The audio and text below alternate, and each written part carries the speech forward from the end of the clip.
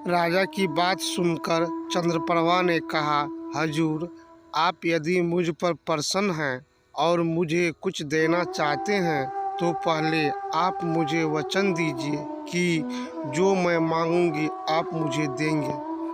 चंद्रप्रभा की बात सुनकर राजा ने उसे वचन दे दिया।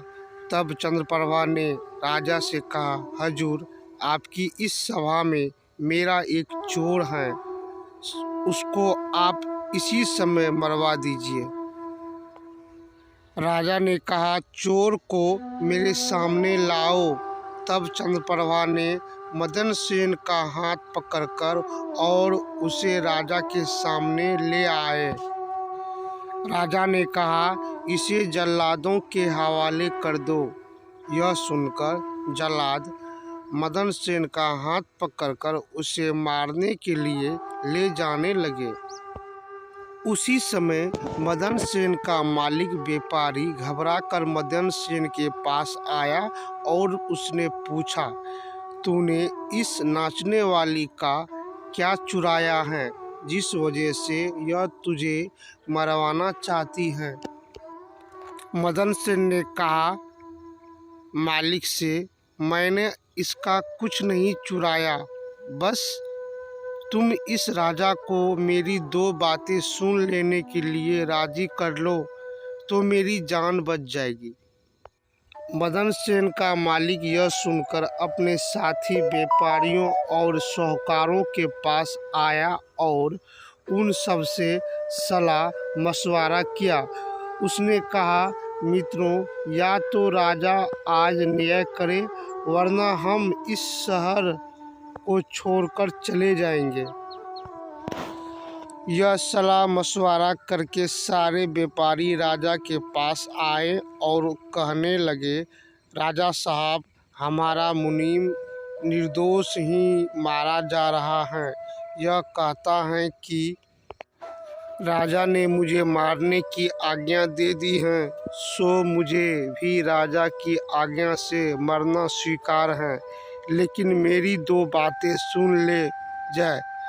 राजा ने व्यापारियों की बात सुनकर कहा, मुनीम को लेकर आओ। व्यापारियों मदन सेन को लेकर राजा की सेवा में उपस्थित हुए। राजा बोला, तुम जो कुछ कहना चाहते हो वो मेरे सामने कहो, तुम्हें आज्ञा है। मदन सेन ने कहा, मैंने क्या दोष किया है जिसके कारण आपने मेरी हत्या की आज्ञा दे दी है? राजा ने कहा, तू इस नाचने वाली का चोर है। यह सुनकर मदन सेन ने कहा, मैं इस वेश्या का चोर नहीं हूँ, मैं इस चरित्रहीन का पति हूँ। यह मुझे कुएं में धक्का देकर एक फकीर के साथ चले आई है। तब चंद्रप्रभा ने कहा, महाराज, मैं इस झूठे का क्या जानूं कि ये कौन है? ये तो मेरा चोर है। फिर मदन सेन बोला, राजा साहब, अगर ये मेरी पत्नी नहीं है तो जो कुछ चीज़ मैंने इसे रास्ते में दी थी, यह मेरी वह चीज़ मुझे लौटा दे। तब चंद्रप्रभा ने कहा, मुझे स्वीकार है। मदन सेन ने कहा, अच्छा, अपने हाथ में पानी ले, मेरा तेरा न्याय इसी सभा में होगा। पानी लेकर कह कि जो वस्तु इसने मुझे दी थी वह मैं आज इसे वापस करती हूँ। तब रानी ने अपने हाथ में पानी लेकर कहा, जो वस्तु इसने मुझे रास्ते में दी थी वह मैं इसे वापस करती हूँ। यह कहकर चंद्रप्रभा ने जैसे ही अपने हाथ का पानी छोड़ा वैसे ही चंद्रप्रभा की मृत्यु हो गई। यह देखकर सब लोग आश्चर्यचकित हो गए। राजा ने घबराकर मदन सेन से कहा, यह क्या हुआ? इसका कारण सही सही मेरे समक्ष कहो। तब मदन सेन ने अपने बारे में राजा को बताना शुरू किया।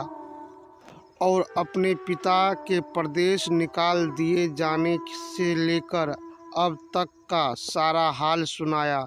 सारी बात सुनकर राजा ने मदन सेन को अपने सीने से लगा लिया। राजा ने अपने बेटी की शादी मदन सेन से कर दी और उस फकीर को फांसी का हुक्म दे दिया। दोस्तों, इस कहानी को आप लोग सुने तो इसके लिए धन्यवाद। दोस्तों, इस वीडियो को लाइक सब्सक्राइब ज़रूर कीजिएगा और अपने दोस्तों के साथ शेयर कीजिएगा ताकि उन्हें भी अच्छा ज्ञान मिल सके कि लड़की पे किसी को जल्दी विश्वास नहीं करना चाहिए और करे भी तो सोच समझ के करे। नमस्कार दोस्तों, जय हिंद।